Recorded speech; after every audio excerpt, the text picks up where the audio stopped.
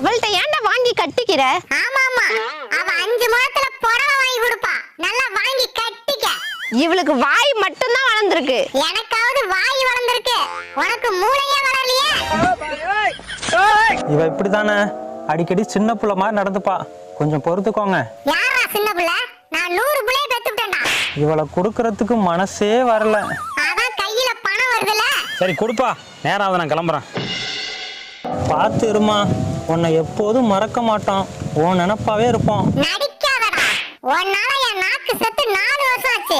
அங்க போயாவது நல்லா இருக்கேன். சரி வரேன்ப்பா. அண்ணா, அவளை கஷ்டப்படுத்தாதீங்கண்ணா. போதுடா போடா, போற இடத்துல நான் ராணி மாதிரி இருப்பேன். கோழியை கொடுக்குறானா இல்லை பொண்ணை கொடுக்குறானா? இவ்வளவு அட்வைஸ் பண்ணுறான். இதாம்மா உன் வசந்த மாளிகை, இனிமேல் நீ இங்கே தான் இருக்கணும்.